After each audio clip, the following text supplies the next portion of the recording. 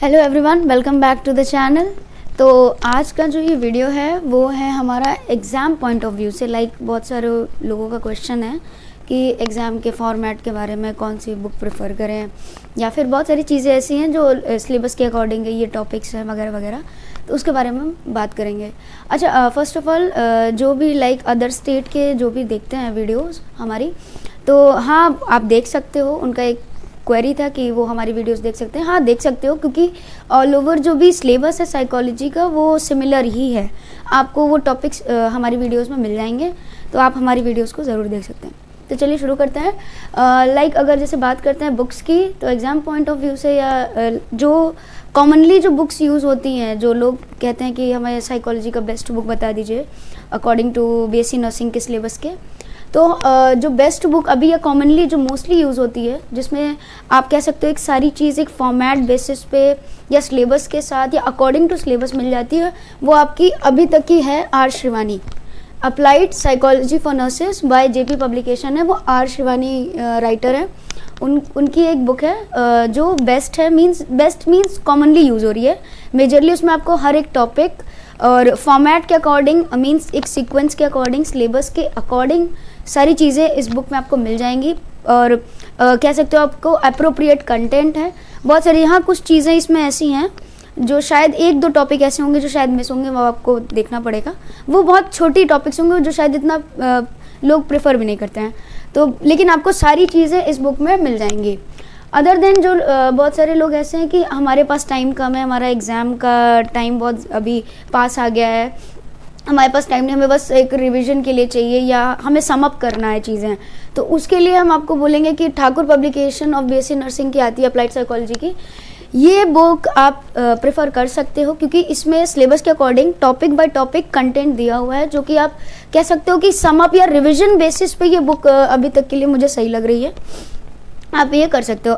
Market में और भी बहुत सारी बुक्स हैं जो अवेलेबल हैं, उनके भी कंटेंट अच्छे हैं, आप उनके बारे में भी ढूंढ सकते हैं या आप सर्च कर सकते हैं।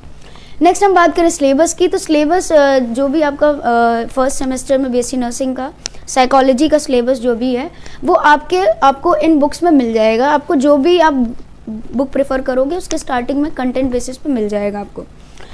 तो वेरी इंपॉर्टेंट जो है हमारा एग्ज़ाम पर्पज से, वो है फॉर्मेट। उसके बारे में हम बात करेंगे। फॉर्मेट होता है ना कि हमें आप बता दो कि एग्ज़ाम में कैसे लिखना है। लोगों को ये तो पता है कि ये टॉपिक है, ये सिलेबस है, हमने इसके बारे में पढ़ा है, but first attempt first semester है, बहुत सारे लोग ऐसे हैं जो ऐसा है कि फर्स्ट अटैम्प्ट कर रहे हैं एग्ज़ाम्स को, या जिनको नहीं पता है, कोई नॉलेज नहीं है कि एग्ज़ाम कैसे लिखना है, तो उसके बारे में बात करते हैं। फॉर्मेट में अगर फॉर एन एग्जाम्पल हम कोई क्वेश्चन आपको दिख रहा है, हम मेजरली बात करेंगे जो मेजर क्वेश्चन आते हैं आपके 10 मार्क्स के, 15 मार्क्स के, 12 मार्क्स के फर्स्ट क्वेश्चन। तो आपका जो लॉन्ग क्वेश्चन आता है वो आपका 10 मार्क्स का आता है। लॉन्ग क्वेश्चन में जो आपका 10 मार्क्स का क्वेश्चन है उसको आप कैसे अटेम्प्ट करोगे। अच्छा, सबसे बड़ी चीज़ होती है कि आपका जो साइकोलॉजी का पेपर है और सोशियोलॉजी का पेपर है वो साथ में होता है 3 घंटे में। उसमें आपको प्रॉपर 15 मिनट की आपको एक क्वेश्चन पेपर रीडिंग के लिए टाइम चाहिए होता है। फिर जो आंसर शीट के जो भी रिक्वायरमेंट्स फिल करने होते हैं, इन्फॉर्मेशंस फिल करने होते हैं, वो भी आपको टाइम चाहिए 10 से 15 मिनट का। तो आपके पास ऑलमोस्ट 2.5 घंटे ही बचते हैं एग्ज़ाम लिखने के लिए। ओके, तो वो टाइम मैनेजमेंट आपको देखना पड़ेगा, क्योंकि अगर आप 10 मार्क्स के क्वेश्चन में ही आप अपना 25 से 30 मिनट दे दोगे तो आपको बाकी के क्वेश्चन अटेम्प्ट करने में प्रॉब्लम हो सकती है। ओके, तो टाइम मैनेजमेंट आपका बहुत अच्छा होना चाहिए एंड कोशिश करिए कि हर एक क्वेश्चन आप अटेम्प्ट करिए। कभी भी कोई भी क्वेश्चन आप छोड़ के मत आइए, वेदर वो एमसीक्यू है, वो शॉर्ट क्वेश्चन है, वो लॉन्ग क्वेश्चन। अगर आपको उस क्वेश्चन के बारे में कुछ भी थोड़ी भी नॉलेज है, प्लीज़ उसको लिख कर आइए। वैसे आई होप, आई विश कि आप सब अपना पेपर अच्छे से करें। ओके, तो आप उस क्वेश्चन को अच्छे से अटेम्प्ट करें एंड उसके बारे में सारी चीज़ें आप मीन्स अच्छे से लिख पाएँ, ठीक है। एंड कोई भी क्वेश्चन छोड़िए मत, उसके बारे में अगर आपके पास थोड़ी सी भी नॉलेज है प्लीज़ राइट इट।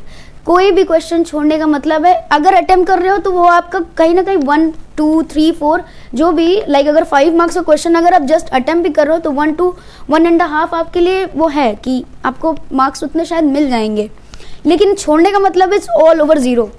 तो ऑल ओवर मतलब कहते हैं ना कि something is better than nothing, तो कुछ ना कुछ आप उसमें प्लीज़ लिख के आइए, तो वो मीन्स कह सकते हो कंसिडरेशन में जाता है जब पेपर चेकिंग होती है। ओके, सो क्वेश्चन के फॉर्मेट की बात करें तो अगर जैसे कोई क्वेश्चन आ रहा है, फॉर एग्जांपल हम लेते हैं व्हाट इज़ साइकोलॉजी, अगर हमारा 10 मार्क्स का क्वेश्चन आता है तो 10 मार्क्स के क्वेश्चन को अटेम्प्ट करने का जो बेस्ट तरीका है वो ये है कि सबसे पहले आपको क्वेश्चन का वो समझना है कि क्वेश्चन एक्चुअली पूछ क्या रहा है। अगर लाइक व्हाट इज साइकोलॉजी या डिफाइन साइकोलॉजी या एक्सप्लेन करना है, वो सारी चीज़ें आपको समझनी पड़ेंगी। ओके, जैसे ही आप क्वेश्चन समझते हो तो आप सबसे पहले उस टॉपिक में, जो मेन टॉपिक है साइकोलॉजी, आप इसको इंट्रोड्यूस करिए with in paragraph, means 2 to 3 line का एक पैराग्राफ आप बनाइए, या अगर आप पॉइंट्स में कर सकते हैं वेल एंड गुड, ठीक है, आप उसको इंट्रोड्यूस करिए। तो सबसे पहला जो आप काम करेंगे उसको इंट्रोड्यूस करिए, इंट्रोडक्शन लिखिए आप उसका, उस भी टॉपिक का, जो भी आपको टॉपिक मिला है क्वेश्चन का उसका आप इंट्रोडक्शन लिखिए, ठीक है। क्वेश्चन का जो भी टॉपिक है उसका सबसे पहले आप इंट्रोडक्शन लिखिए विद इन 2 to 3 लाइन्स में, ठीक है। या फिर आप अगर पॉइंट्स में आता है तो आप पॉइंट्स वाइज 2 से 3 पॉइंट में आप प्रॉपर लिख सकते हो। अच्छा, सिस्टमैटिक वे ऑफ प्रेजेंटेशन ज़्यादा प्रेफर होता है या ज़्यादा पॉइंट्स उसमें गेन करने की अपॉर्चुनिटी होती है। अगर आप कहानी की तरह चीज़ें लिखते हो तो वो हो सकता है कि एग्जामिनर लाइक इतना मीन्स प्रेफरेंस ना दे उस आपके आंसर को। तो जो भी आप लिख रहे हो वो आप इतना ध्यान में रखें कि वो सिस्टमैटिक तरीके से हो या पॉइंट्स में हो, या अगर आप कोई वर्ड्स उसमें स्पेसिफिकली कोई टर्मिनोलॉजी यूज़ कर रहे हो तो उसको आप अंडरलाइन कर दें, या फिर अगर आप हाइलाइटर वैसे यूज़ करना अलाउ नहीं है, बट आप दूसरी लाइक होता है जैसे आप ब्लू पेन से लिख रहे हो तो ब्लैक पेन से उसको अंडरलाइन कर दीजिए, हाईलाइट कर दीजिए। तो ये सारी चीज़ें आपको ध्यान में रखना होगा। ओके, तो पहले आपने इंट्रोड्यूस किया। अब सेकेंडली जो आपका टॉपिक था, जैसे हमने बात करी थी साइकोलॉजी की, तो उसमें आप सेकेंडली क्या करेंगे, उसका डेफिनेशन आप लिखेंगे, एंड कोशिश करिए कि आप 2 डेफिनेशन लिखें मिनिमम 2 डेफिनेशन लिखने से क्या होता है कि एक इम्पैक्ट पड़ता है कि हाँ आप उस टॉपिक के बारे में जानते हैं या आपको उस टॉपिक के बारे में नॉलेज है। ओके, तो सबसे जो सेकंड आप काम करेंगे वो होगा डेफिनेशन का। अच्छा, डेफिनेशन जो आप लिख रहे हो ऑफ कोर्स आपको वो पढ़नी पड़ेगी, याद करनी पड़ेगी, एंड अगर कोशिश करिए आपको जो डेफिनेशन आपने याद करी है वो अप्रोप्रिएट राइटर की हो। मीन्स जब भी आप डेफिनेशन लिखे तो डेफिनेशन की, जैसे हमने बात करी बहुत सारी कि हमने कभी भी डेफिनेशन जैसे लिखा तो उसके नीचे लिखते हैं by R Shrivani, for an example by R Shrivani, by Sigmund Freud, ऐसे करके हम लिखते हैं ना, कि बाय जॉन एंड वॉटसन, ऐसे करके हम प्रॉपर लिखते हैं। तो वो सारी चीज़ें आपको ध्यान में रखनी कि आप डेफिनेशन अगर लिख रहे हो तो वो अप्रोप्रिएट राइटर की हो। अगर आपको जैसे डेफिनेशन उस वक्त नहीं याद आ रहा, आप खुद की डेफिनेशन फॉर्म कर रहे हो, तो आप उसको कह सकते हो ना, ऐसे वर्ड्स आप उसको ऐसे टर्म्स यूज़ करिए जो साइकोलॉजी बेसिस है। मीन्स आप उसको फॉर्मल लैंग्वेज, काफ़ी अच्छे टर्म की इंग्लिश या टर्म्स ऐसे यूज़ करिए ताकि वो डेफिनेशन मतलब लाइक पढ़ने में या सिस्टमैटिकली अच्छी लगे, रिलेटेबल लगे। साइकोलॉजी के बारे में कुछ भी नहीं लिखना है, ठीक है, उसके अकॉर्डिंग या वो साइकोलॉजी को आप क्या समझते हो उसको सिस्टमैटिकली आप लिखो, अगर आप अपने से डेफिनेशन बना रहे हो। चलिए थर्ड पॉइंट की बात करते हैं। अगर नेक्स्ट की हम बात करें तो नेक्स्ट, अच्छा 10 नंबर के क्वेश्चन में 10 नंबर का जो भी आप क्वेश्चन अटेम्प्ट कर रहे हो उसमें मेजरली उसमें जो क्वेश्चन होता है उसमें ज़्यादातर दिया होता है कि what is psychology, defined it types या list its types, explain it types, and ऐसे करके types and role of nurses, ऐसे करके प्रॉपर वो क्वेश्चन में लिखा होता है। तो आपको उसका पैटर्न समझते हुए चलना है, ठीक है। तो डेफिनेशन आपने लिख दिया। अगर साइकोलॉजी के टाइप्स है, जैसे हमने पढ़े थे ब्रांचेज होते हैं, ठीक है, एग्जाम्पल के ही उसमें बता रहे हैं हम, जैसे उसके ब्रांचेस होते हैं साइकोलॉजी के, तो वो आप लिस्ट कर दीजिए।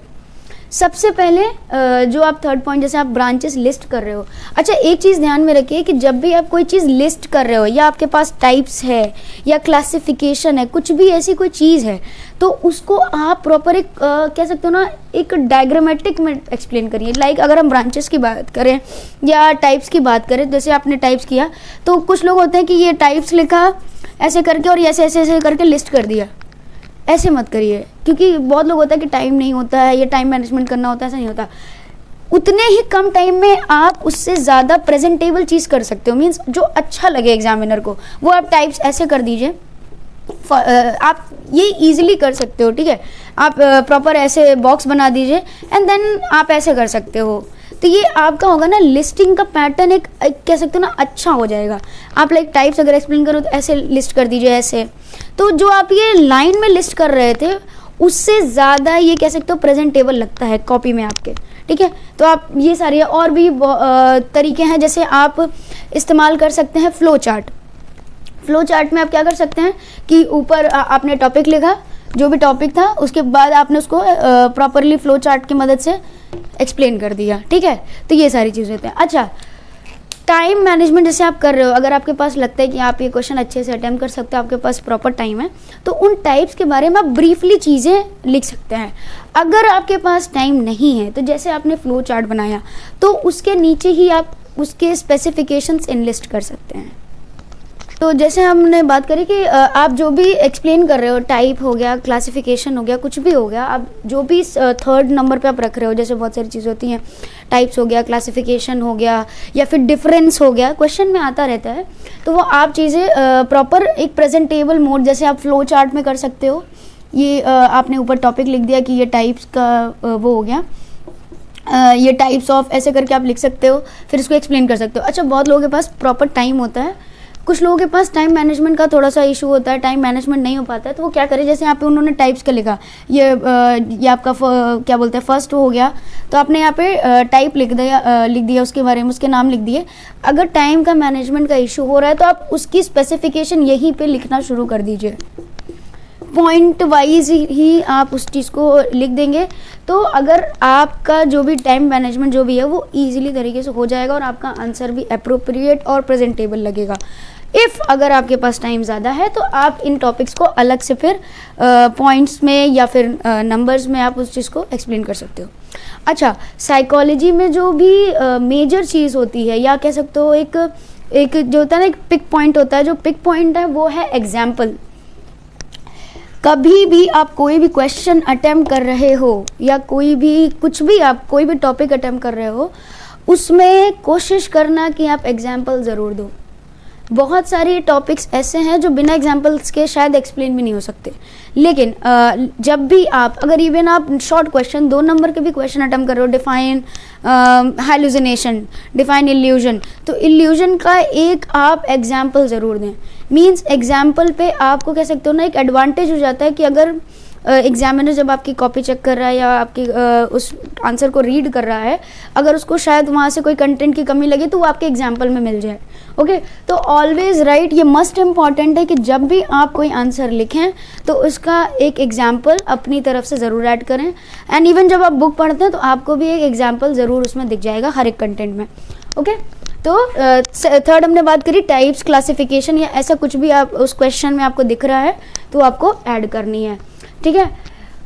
उसके बाद 10 मार्क्स के क्वेश्चन में डिवीजन होता है, जैसे आपका हो सकता है 2 नंबर का ये होता है, ठीक है, 5 नंबर का ये होता है। फिर जो बाकी के 3 नंबर होते हैं वो आपका मेजरली डिपेंड होता है, अगर लास्ट का जो भी क्वेश्चन होगा आप उसको अटेम्प्ट करो 3 नंबर के हिसाब से। अच्छा, इसमें होता है कुछ लोगों का होता है कि मैम हमारे पास जो भी कॉपी मिलती है बीएससी नर्सिंग की एग्ज़ाम की फाइनल कॉपी, उसमें पेजेस लिमिटेड होते हैं, उसमें एक्स्ट्रा शीट नहीं मिलती। तो वो चीज़ें आपको देखनी होंगी। जैसे आप डेफिनेशन ऐडअप कर रहे हो पेज पर, ठीक है, तो आप कोशिश करें कि 2 डेफिनेशन आप ऐडअप कर रहे हो तो वो आपका आधे या कह सकते हो 1.5 से थोड़ा सा ज़्यादा आप इंट्रोड्यूस करोगे, फिर डेफिनेशन लिखोगे तो वो उस उतने पेज में कंप्लीट हो जाए ताकि आप बाकी की चीज़ें स्टार्ट कर सको। क्योंकि एग्ज़ाम कॉपी में एक्स्ट्रा शीट्स नहीं मिलती हैं। ऐसा जब हमने एग्ज़ाम दिया था तो हुआ था कि उसमें एक्स्ट्रा शीट नहीं मिलती है, मेजरली बहुत सारी जगहों पे नहीं मिलती हैं। अगर मिलती हैं तो वेल गुड। ओके, तो वहाँ पे आपको ये पेजेस का ध्यान रखना है, ठीक है। 5 मार्क्स का क्वेश्चन आप बहुत ज़्यादा अगर आप एक्सटेंड कर रहे हो तो 2 पेज से ज़्यादा एक्सटेंड मत करिए। 2 page means 1 this side and 1 this side, ये 2 पेज बहुत है। बहुत हैं इतना आपके 5 मार्क्स के क्वेश्चंस के लिए। और अगर आपके पास लगता है कि हाँ ये जो 5 मार्क्स का आपका टॉपिक है वो कंटेंट बड़ा है या उसमें और ज़्यादा लिख सकते हो, एक्सप्लेन कर सकते हो, तो just go for 3rd page. But लेकिन 5 मार्क्स के क्वेश्चन में इससे ज़्यादा मत लिखिए, वरना आपके पास पेजेस की शॉर्टेज हो सकती है। ओके, अपनी राइटिंग पर थोड़ा सा ध्यान दें। कोई भी चीज़ आप अगर आप एडअप कर रहे हो, लिख रहे हो, मेक श्योर कि आप उसको सिस्टमैटिकली लिखो। मीन्स आप ऐसे नहीं कर सकते कि डेफिनेशन आपने बाद में लिखा है, क्लासिफिकेशन आपने पहले अटेम्प्ट कर लिया है। नहीं, अगर आप कोई क्वेश्चन अटेम्प्ट कर रहे हैं तो प्लीज़ उस क्वेश्चन के अकॉर्डिंग चलें।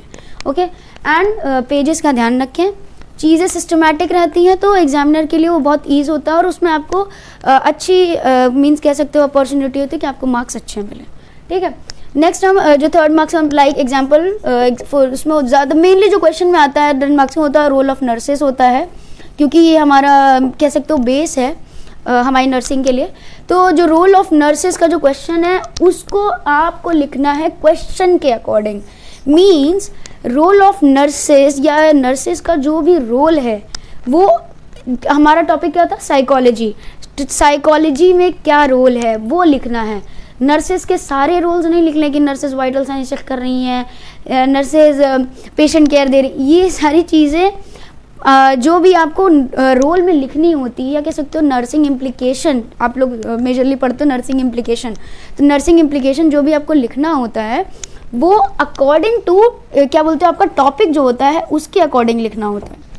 आपका अभी यहाँ पे टॉपिक हमने एग्जाम्पल के तौर पे लिया था साइकोलॉजी, तो साइकोलॉजी टर्म पर नर्सेस का क्या रोल है वो आपको प्रॉपर लिस्ट करके, या कह सकते हो फ्लो चार्ट की मदद से, या फिर कह सकते हो ड्रामेटिक प्रेजेंटेशन मीन्स जैसे आप कह सकते हो कि प्रॉपर वो करके फिर उसको आप एक्सप्लेन कर रहे हो, ये सारी चीज़ें करके 3 मार्क्स के क्वेश्चन के अकॉर्डिंग आप लिख सकते हो। अच्छा, 3 मार्क्स का क्वेश्चन कितना लिख सकते हो, 1.5 पेज आप लिख सकते हो।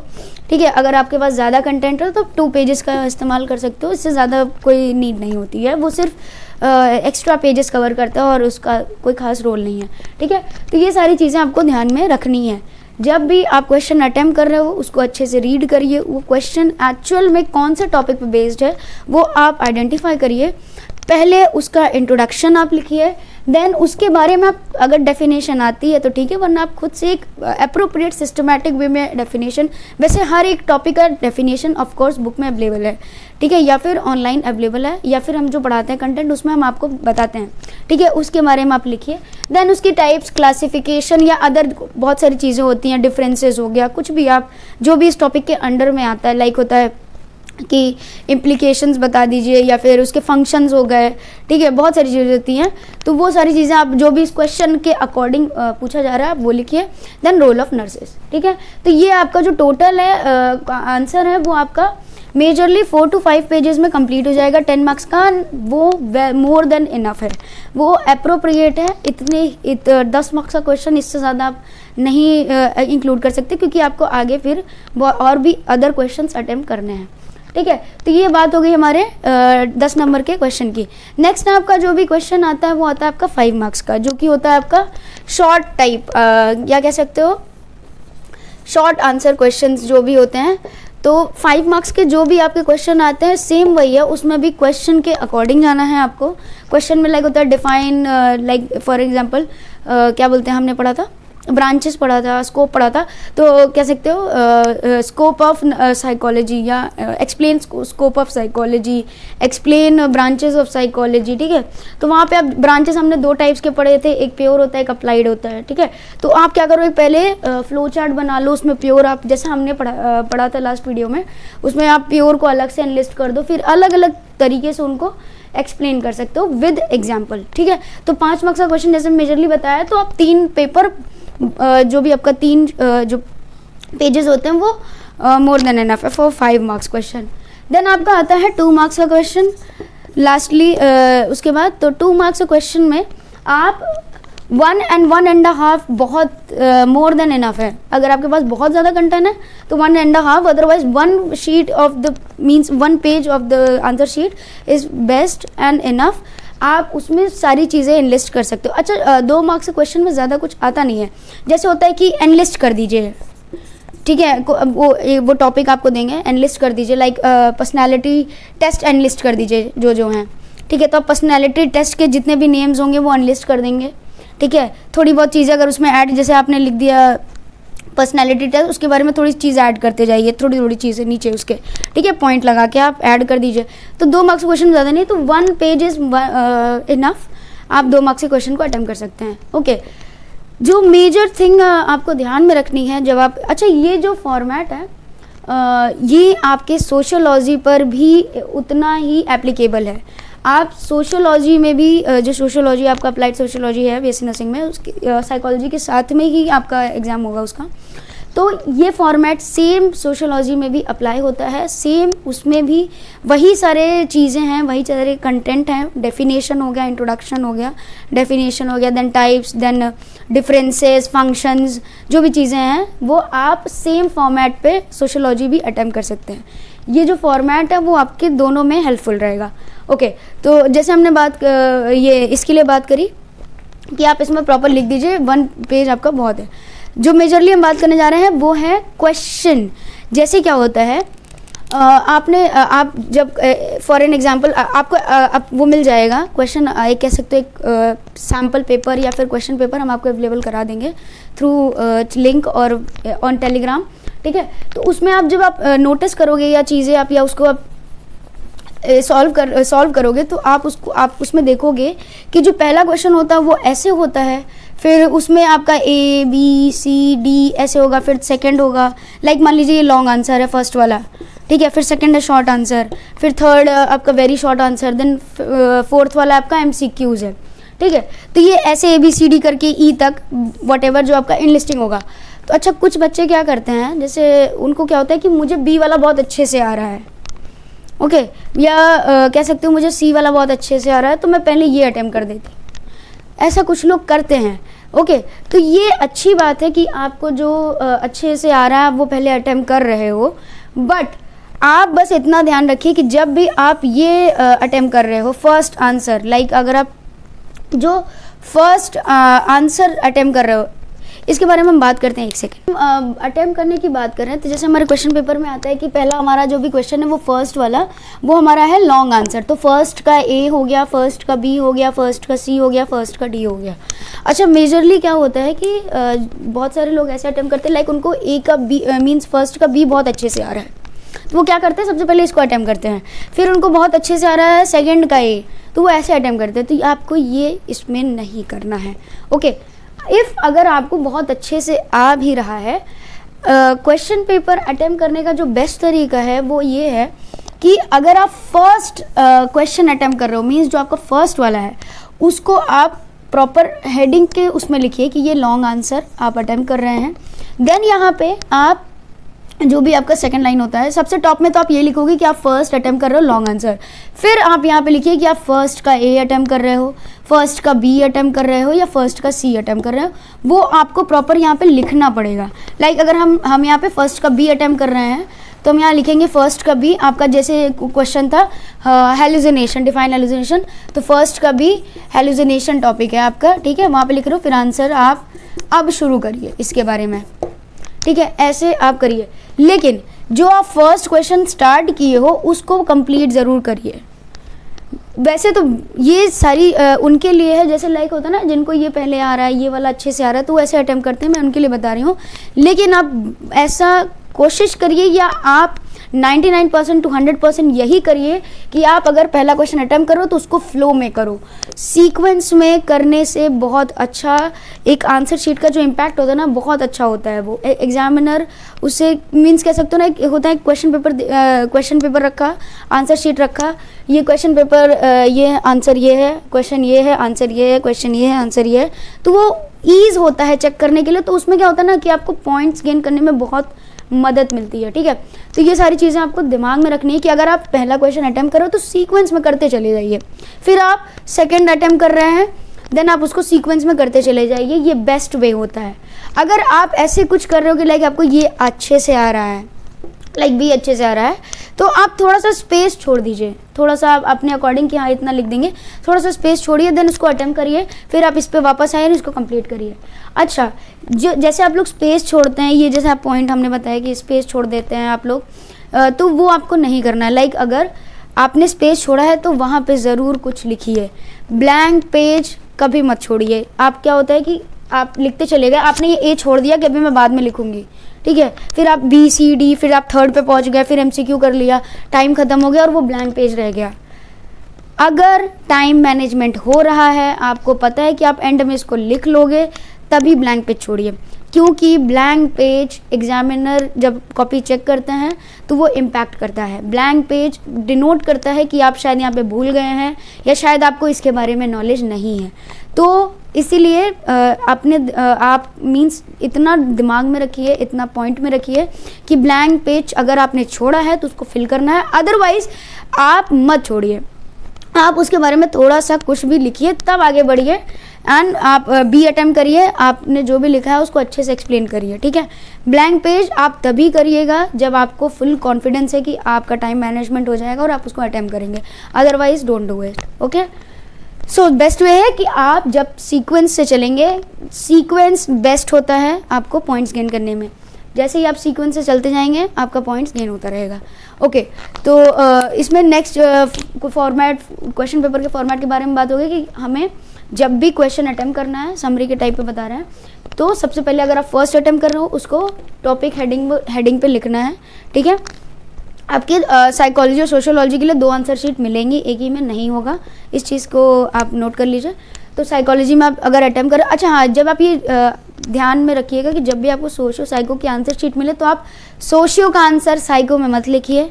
ये बहुत सारे बच्चे ऐसा करते हैं या नर्वसनेस में हो जाता है, ऐसा कभी मत करिए, वो इनकरेक्शन में चली जाएगी, ठीक है, वो करेक्ट नहीं होगी कॉपी या इनवैलिड हो जाएगी, ठीक है।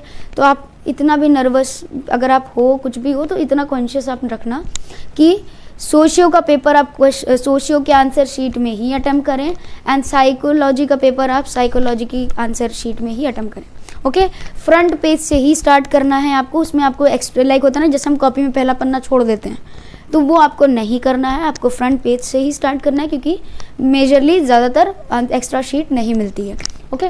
फ्रंट पेज से स्टार्ट करना है, ऊपर आपको लिखना है, अगर आप पहला अटेम्प्ट कर रहे हो लॉन्ग क्वेश्चन, फिर उसका ए अटेम्प्ट करिए, बी अटेम्प्ट करिए, सी अटेम्प्ट करिए, डी अटेम्प्ट करिए, जैसे भी आपका सीक्वेंस। वैसे ज़्यादातर जो लॉन्ग टाइप होते हैं वो एक ही क्वेश्चन होता है, क्योंकि वो 10 मार्क्स का होता है और 1 या 2 ही होता है, ठीक है। फिर उसको आप अटेम्प्ट करिए, फिर आप सेकंड डालिए आपका शॉर्ट आंसर क्वेश्चन, फिर उसका ए अटेम्प्ट करिए, बी अटेम्प्ट करिए, सी डी ई जितने भी होते हैं 4 आउट ऑफ 5 या ऑल 5 जैसे भी आप अटेम्प्ट करिए। देन शॉर्ट आंसर आपका जो थर्ड वाला होता है शॉर्ट आंसर, आप उसको अटेम्प्ट करिए, ए बी सी डी करके ऐसे अप्रोप्रिएट, एंड देन आप अपना एमसीक्यू। अच्छा, बहुत सारे लोग ऐसे होते हैं जो एमसीक्यू की जैसे बात करते हैं, हम एमसीक्यू के बारे में, एमसीक्यू में क्या करते हैं कि लोग आंसर शीट क्वेश्चन पेपर पे तो मार्क कर लेते हैं कि हाँ मुझे ये आता है, मुझे ये आता है, इसका आंसर ये, लेकिन वो चीज़ वो आंसर शीट में लिखना भूल जाते हैं। क्वेश्चन पेपर पे तो उन्होंने कर लिया है, तो यही चीज़ आपको नहीं करना है। एग्जाम हॉल में क्वेश्चन पेपर पे कुछ भी लिखना इट्स नॉट एक्सेप्टेबल नहीं है, वो एज पर चीटिंग रूल्स के अंडर आ जाता है। तो आपको क्वेश्चन पेपर पे कुछ भी अटेम्प्ट नहीं करना है। इफ़ अगर आपको आ रहा है तो आप नो तो उसको आप तुरंत ही अपने आंसर शीट पे लिखिए, अपना आंसर लिख लीजिए। अच्छा, जो एमसीक्यू जैसे अटेम्प्ट करते हैं आप लोग, तो क्या करते हो, एमसीक्यू आपने अटेम्प्ट किया तो 1 एमसीक्यू लिखा, तो वहाँ पे कुछ लोग ए लिख के छोड़ दिया, बी लिख के छोड़ दिया, इसका आंसर बी है तो बी लिख के छोड़ दिया। ये नहीं करना है। अगर आपके पास टाइम है, अगर आप मैनेज कर पा रहे हो, तो अगर ए आंसर मीन्स लाइक आपका है कुछ भी क्वेश्चन है आपका जो भी, तो उसमें आपका जो भी ए आंसर है उसका ऑप्शन के साथ साथ उसका आंसर भी आप प्रॉपर लिखिए उसके सामने, ठीक है। अगर आप 2 का आंसर बी है तो उसका बी तो लिखिए ही लिखिए, उसके साथ आप उसका आंसर भी लिखिए। आंसर लिखने से क्या होगा, अगर इफ़ बाय मिस्टेक अगर आपके इसमें कभी करेक्शन एरर हो गया तो एग्जामिनर आपके इस आंसर से आपको मार्क्स दे सकते हैं, ठीक है। अगर आपने कभी गलती से, होता है ना कि कुछ लोग होते हैं कि बी को डी लिख दिया जल्दबाजी में, या होता है ना कि टाइम अप हो गया जल्दी देना है, तो उसमें क्या होता है कि बी को डी लिख दिया, ठीक है। या फिर बी लिखते लिखते रह गए, बी ही नहीं लिख पाए, अगर वो आंसर आपका लिखा रहेगा ना तो उससे एग्जामिनर आपको मार्क्स प्रोवाइड कर देंगे, ठीक है। तो एमसीक्यूज़ में ध्यान देना है कि आपको सीक्वेंस करने हैं, उसका ऑप्शन आप जो भी लिख रहे हो उस ऑप्शन का आपको आंसर भी लिखना है, ओके। एंड में जब आपको चीज़ें हो जाए, आपने क्वेश्चन पेपर अटेम्प्ट कर लिया है पूरा, प्लीज़ एक बार रीचेक करें कि आपने क्या बोलते हैं कि जो भी क्वेश्चंस हैं वो सीक्वेंस से अटेम्प्ट किए हैं और सारे अटेम्प्ट किए और आपने कोई ब्लैंक स्पेस नहीं छोड़ा है, उसको प्लीज़ रीचेक करें। बिना रीचेक किए कॉपी मत सबमिट करें, ठीक है। आपको ये टाइम मैनेजमेंट करना पड़ेगा, अदरवाइज टाइम अप होगा तो वो एग्जामिनर आप इन्विजिलेटर्स आपकी कॉपी ले ही लेंगे। तो ये टाइम अप होने के पहले आप एक बार अपनी कॉपी पलट कर ज़रूर देखें कि उसमें कोई ब्लैंक स्पेस नहीं रह गया है, आपकी कोई पॉइंट्स छूटे नहीं हैं, आपके टर्म्स हाईलाइटेड हैं, आपने प्रॉपर ऊपर मेंशन किया है कि ये क्वेश्चन नंबर ए का आंसर है, क्वेश्चन नंबर बी का आंसर है, ठीक है। और आपने टॉपिक प्रॉपर लिखा है, लाइक आपने लॉन्ग क्वेश्चन यहाँ पे आपने लिखा फर्स्ट का बी, उसका टॉपिक आपने लिखा है, फिर आंसर आपने लिखा है। तो ऐसे करके चीज़ें आप उसको रीचेक करें, टर्म्स चेक करें जो आपके थे मेजरली हाईलाइटेड हैं, ठीक है। अच्छा, जैसे आप टाइप्स कर रहे हो कि अगर आप एनलिस्ट भी कर रहे हो, लाइक आप एग्जाम्पल के तौर पे ब्रांचेस आपने बताए तो उसमें प्योर था, अप्लाइड था, ठीक है। अब आप प्योर के जो भी ब्रांचेस, जर्नल साइकोलॉजी हो गया, प्योर साइकोलॉजी हो गया, ये सारी चीज़ें आप वो कर रहे हो, ठीक है। तो उसमें आप क्या कर रहे हो कि नंबर 1 जर्नल साइकोलॉजी, उसके बारे में आप लिखना शुरू हो गए, तो ये पॉइंट्स में लिखना है एंड आपको वहाँ पे पैरा नहीं लिखना है, एग्जाम्पल लिखना है। मोस्ट इम्पॉर्टेंट आप कोशिश करें कि एग्जाम्पल ऐड करें। एंड जैसे आप यहाँ जर्नल साइकोलॉजी लिख रहे हो तो ये ध्यान में रखें कि आप इस चीज़ को अलग कलर से लिखें, मीन्स अलग कलर मीन्स आप ब्लैक पेन यूज़ करें, आप यहाँ पे ब्लैक पेन इज़ अलाउड, आप ब्लैक पेन यूज़ करें। अगर आपके पास टाइम नहीं है तो आप हाईलाइट करें उसको, ठीक है, अंडरलाइन कर दो, ठीक है। आप क्या कहते हो और क्या कर सकते हो, आप उसको मीन्स क्या कर सकते हो, बॉक्स बना सकते हो, ठीक है। कुछ भी है जो भी आपके टाइम के अकॉर्डिंग आप कर सकते हो, बस ये रहे कि जो आप टॉपिक लिख रहे हो उसको आप हाईलाइट करो, ठीक है। अच्छा, नेक्स्ट चीज़ आप ये भी ध्यान रखें कि जो भी चीज़ आप अटेम्प्ट कर रहे हो, लाइक आप क्वेश्चन पेपर जितने भी अटेम्प्ट कर रहे हैं उसमें जैसे आपने अटेम्प्ट किया कि यहाँ पे आपने शुरू किया हेलुसिनेशन टॉपिक है, आंसर आपने, तो यहाँ पे आपको लिखना है इंट्रोडक्शन टू हेलुसिनेशन, ठीक है। तो यहाँ पे तब आप लिखना स्टार्ट करना है हेलुसिनेशन के बारे में। देन आपका होगा डेफिनेशन ऑफ हेलुसिनेशन, देन आपको लिखना है राइटर्स का नाम ज़रूर लिखें, ठीक है। ये सारी चीज़ें आपको अपने दिमाग में रखनी है, ओके। और कुछ अगर आपको जानना है, लाइक अभी तो मुझे इतना ही ऑल ओवर लग रहा है क्वेश्चन पेपर के अकॉर्डिंग या एग्जाम्स के अकॉर्डिंग। अगर आपको कुछ लग रहा है तो आप कमेंट सेक्शन में पूछ सकते हैं। एंड अगर कुछ भी इसमें बच रहा है, अगर आपको लगता है कि सजेशन है तो आप प्लीज़ सजेस्ट करें, हम उसके बारे में ज़रूर नेक्स्ट वीडियो में बात करेंगे। Okay, thank you.